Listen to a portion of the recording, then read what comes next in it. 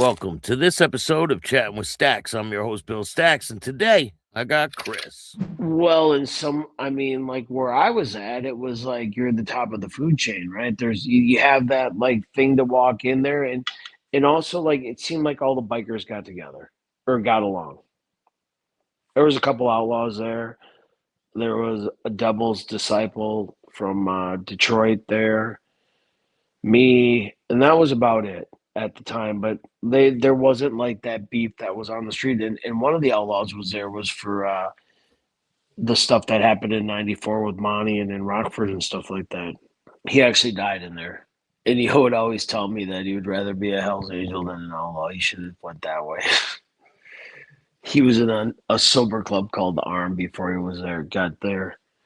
But when I got off the bus, people that I didn't even know, they were bringing me like a bowl. In the feds, you got a bowl and a spoon and a radio and a little like some coffee, even though I didn't drink coffee. But like they set me up, and that was like right when I first got there. Because you got to go through R&D and stuff like that, and everybody knows who's coming on the yard. Yeah, but so when you were going to court, did they help you pay for a lawyer, the club? And did they No, send you money when you were in prison? they sent me $100 a month when I was in prison, and no, they didn't help me pay for a lawyer because they didn't think it was club business. I guess another member wearing a wire on another member isn't club business, but no. Wow. Mm-mm. And they were mad at me too because when I got pulled over in Ohio, there was money in the car. And I mean, again, the dude that pulled us over was there and he told on us. It was, you know what I mean? Like, it was and that was the money because of the Laughlin thing, right? yeah. When it got confiscated, yeah. And one of the dudes that I was I was with two members from Minnesota. One of them I don't think is not a member anymore, and the other one passed away.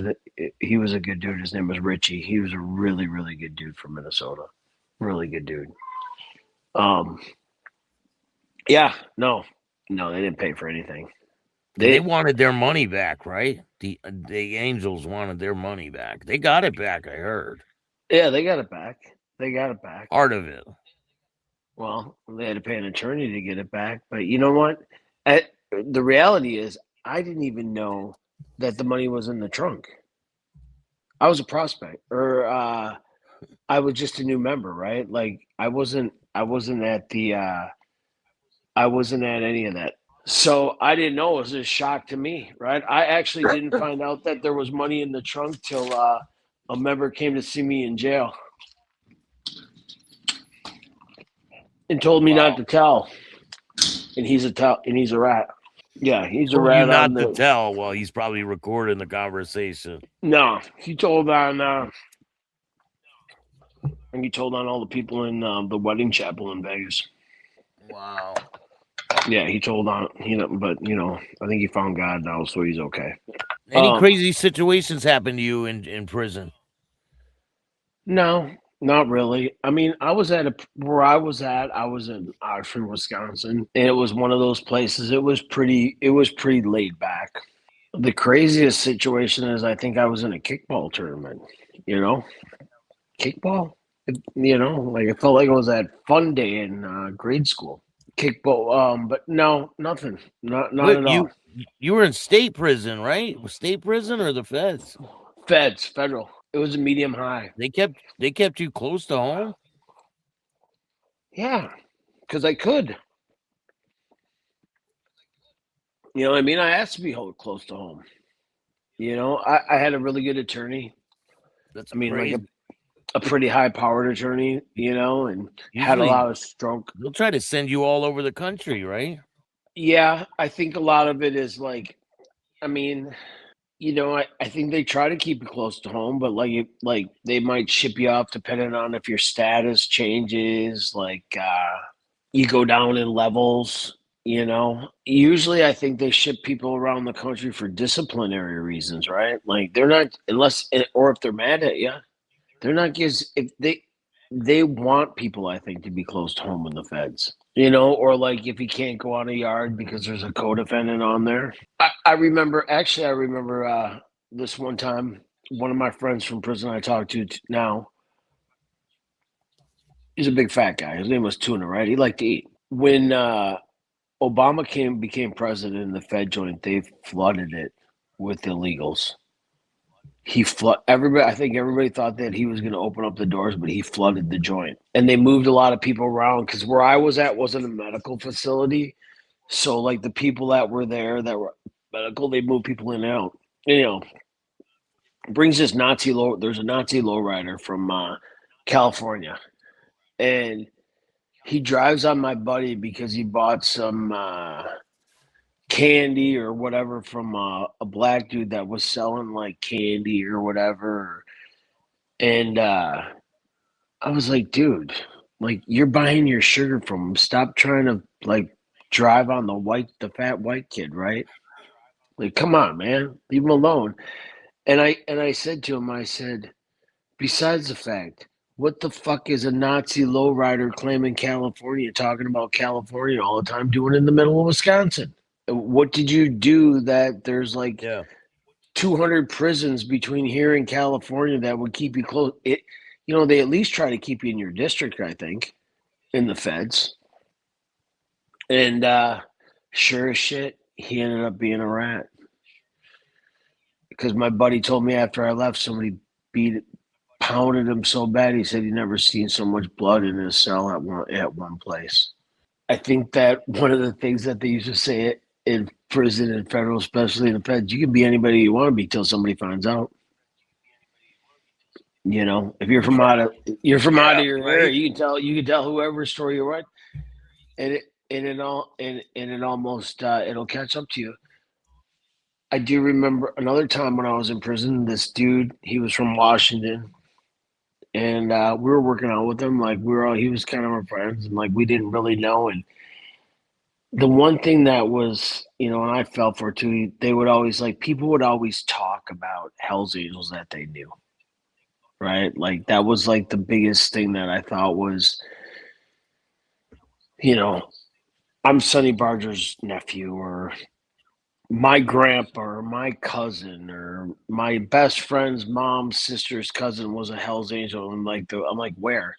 Oh, in Iowa. I'm like, no, they weren't. Like, stop, But this dude, he was working out with us from Washington, and somebody gave me a message and said that he was no good, right?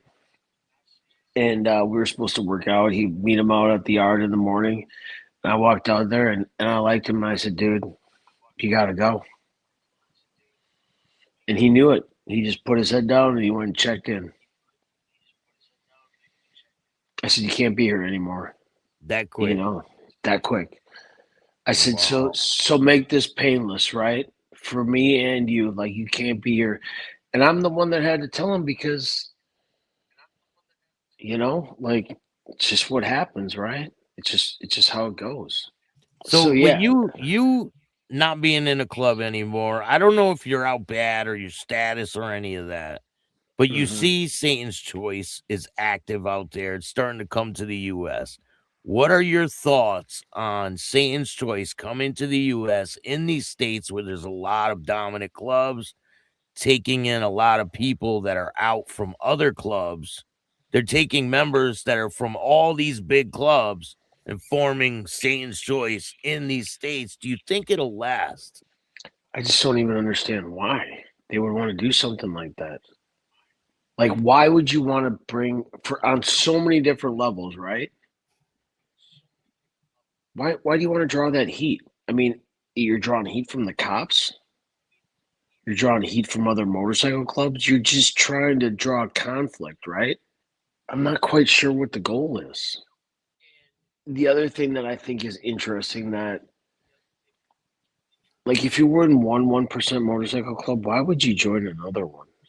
That's something that I don't understand either. Like, how could you go from Hell's Angel to a Vago, or a pagan to a Hell's Angel, or vice versa? I mean, and I know people do it, that's on their thing, but like,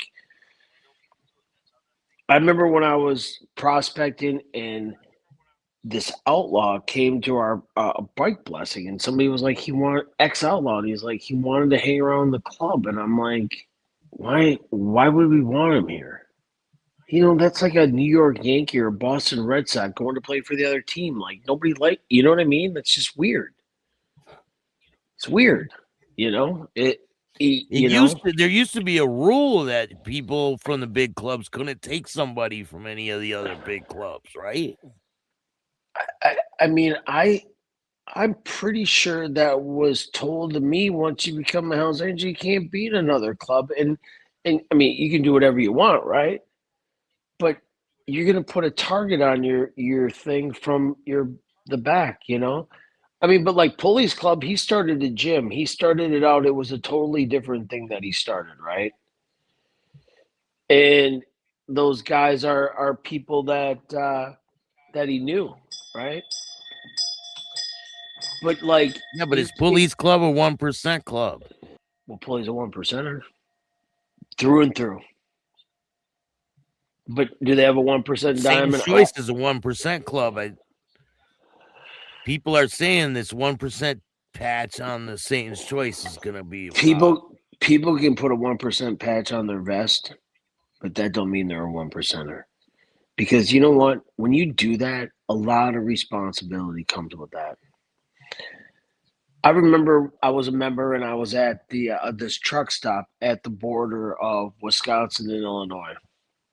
I just been a member, and I run into a dude who's a black piston, right? And that was like the Outlaws were like trying to, or what, I don't know why they started, but black pistons and a lot of them became outlaws or whatever. And he was from Eau Claire, Wisconsin, right? And I was and it was across on the Illinois side of the border. And I told him he had a shirt on, and we're standing in the gas station. I'm like, dude, you got to take that shirt off. You can't wear that around me. He's like, what do you mean? I'm just passing through. I'm a truck driver. I said, you can't wear that around me. And he wouldn't take it off. And we were standing in the doorway, and he wouldn't come out, right? And the only thing I could think of was to hack a loogie and spit it on his face, which is totally disrespectful, right? But he still wouldn't fight me. He still wouldn't fight me. I couldn't get this guy to like come away from the cash register. You know what I mean? I finally got him to take his shirt off, but he joined the Black Pistons. He didn't know that they were at war with the Hells Angels. He didn't know what he signed up for. They were 1%ers, you know? No, the Black Pistons are not a 1% club, I don't think. They're not? I mean, I've seen people. I've seen like. I mean, there's some weird motorcycle clubs. You know, you ever heard? And I don't want to disrespect anybody's motorcycle club, but you ever heard of a motorcycle club called the 69ers? Yeah. That's a strange one. You ever seen their patch? Isn't it like two dogs, like whatever? I mean, like, are they a 1% club? I mean, Wisconsin and Madison, especially. I don't know. They're in Florida, right? They're in New York. They're in Florida. I think they're. I see them in New York. I don't. They might be all over. I mean, there's so many different clubs now. Maybe some of them don't wear 1%ers. I mean, I think a lot of 1%er clubs have start taking the 1%ers off their vest because it's kind of watered down as to what it means, isn't it? It says yes, they are considered a 1% club, the Black Pistons. Yeah. They're a support club for the Outlaws. Yep. But I interviewed a former Black Piston, and he said that he wasn't a 1%er, and he never was going to join the Outlaws because he says he wasn't with the 1%er type of lifestyle. That's why he joined the Black Pistons. And then when he found out what it was all about, he ended up leaving. Yeah. Was he on Earth? I mean, like, you know what? And I do know that some people really don't know what they're getting themselves into. You know what I mean? Like, I notice how people would give people like, this. When I joined, they're like, there's a chance the average age of a Hell's Angel is like around 35 or 40 years old. They're like, you're either going to die young, go to prison, get killed, get shot at, whatever, right? And you know what? They were right. I got stabbed and went to prison. Like, they were on the money, you know? And so if you don't hear that when you're prospecting or joining, like, that's on you. I mean, no motorcycle club. It's not like you're joining the Boy Scouts, you But know? you've been through a lot of stuff with the Hells Angels. Do you hold any resentment towards the Hells Angels as a club? As a club, no, no, no. Because the other thing that what I learned is in the club is the motorcycle club is bigger than the whole. The Hells Angels are going to be here. They've lasted longer than individuals in the club. People have come and gone, you know? And I think one of the things that happens to people that get leave the club or whatever bad things is they think that they're bigger than the club. They think they got a secret sauce that they can put on themselves that makes them bigger than the club. You know, and that's just like a rule in life. If you think you're bigger than your job or the most important, it can't exist without you, you'll find out you're wrong. Go to prison. Find out how many people call you up and talk to you when you're in prison. Putting money on your books, you know? That line gets really short. I mean, that's pretty much everyone probably feels that way, right? Oh, they can't move on without me. But obviously, Yeah. it's like it's a well oiled machine. It's still going to keep moving without any of them.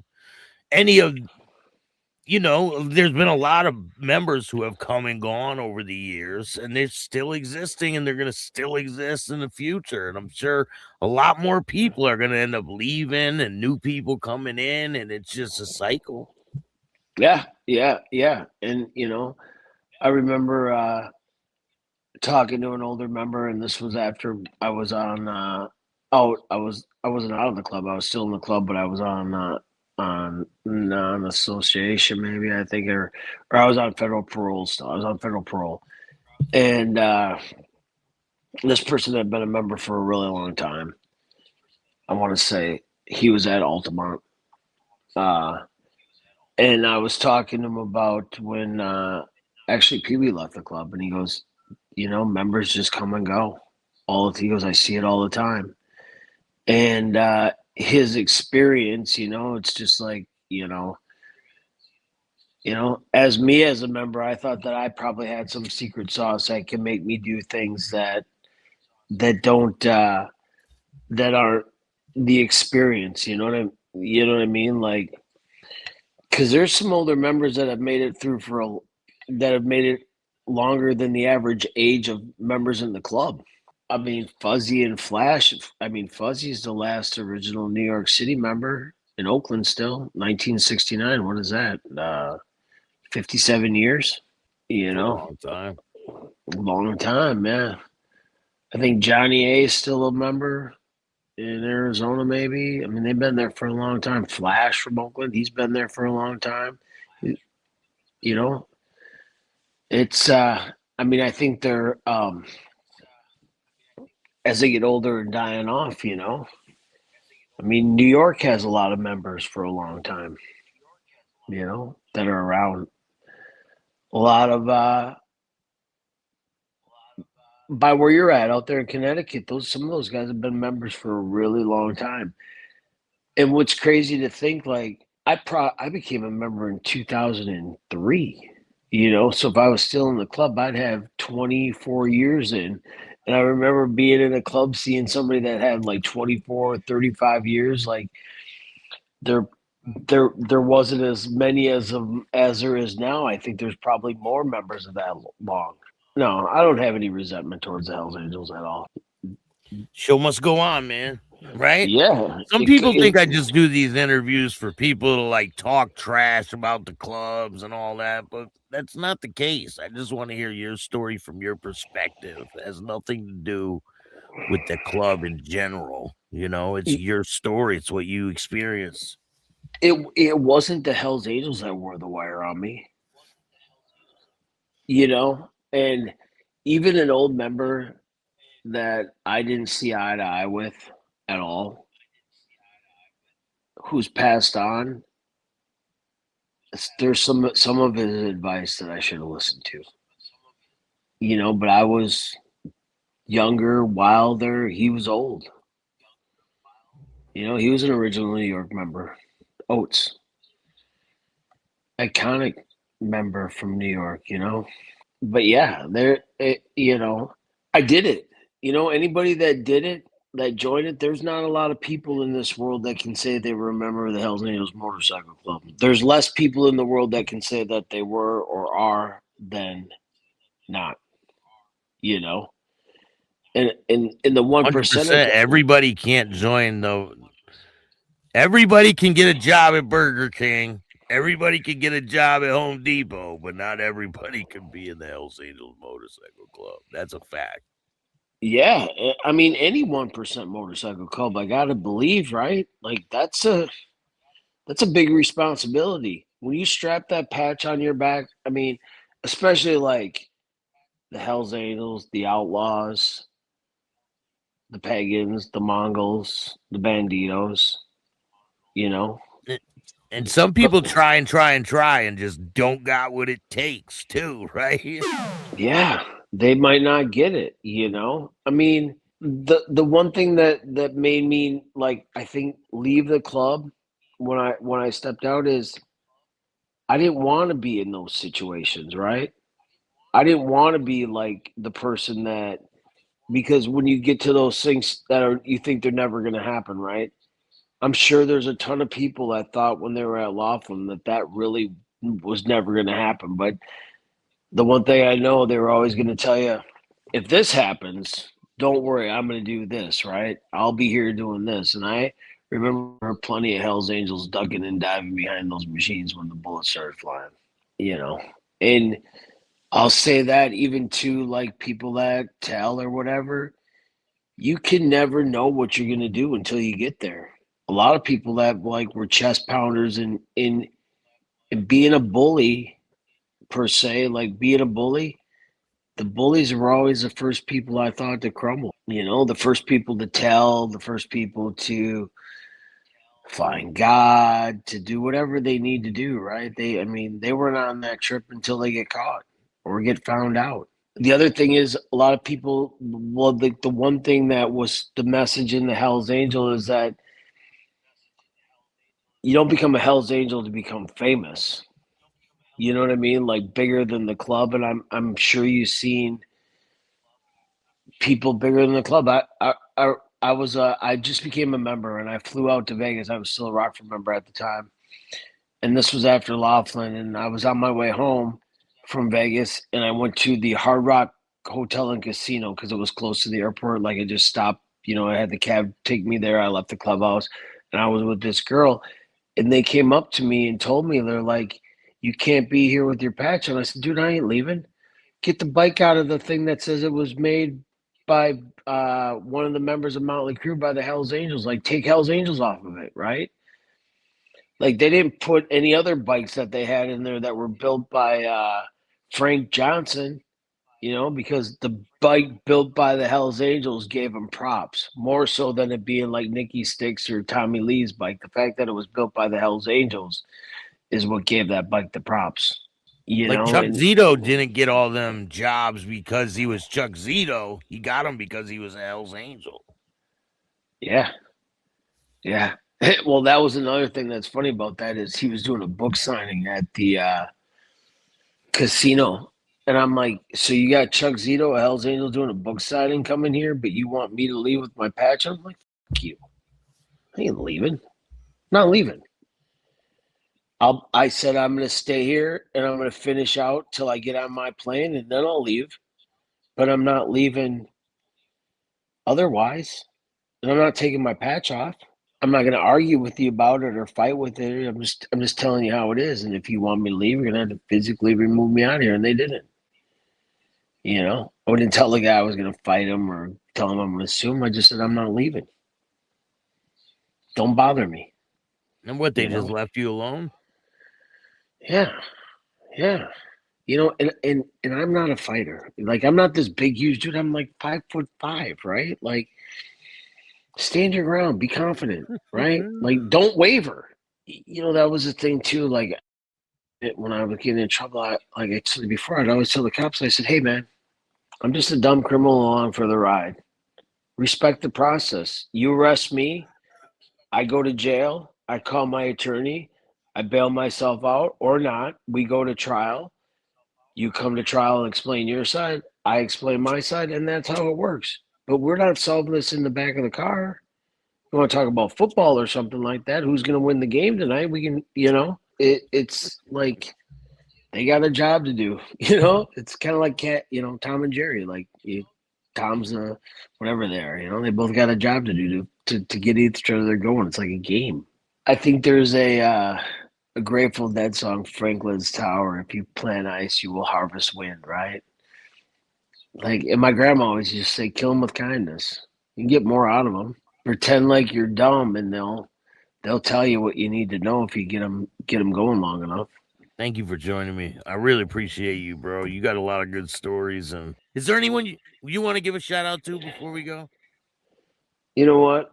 I just want to give a shout out to some of my people. Like, I'll give a shout out to Pulley, man. Dude, he's a legend. He really is. If I'm you like driving to the my. show, hit the like button, subscribe, hit the notification bell so you can get my videos every time they drop. And if you don't like this show, too bad. Start your own podcast. Peace. Thanks, Peace. man.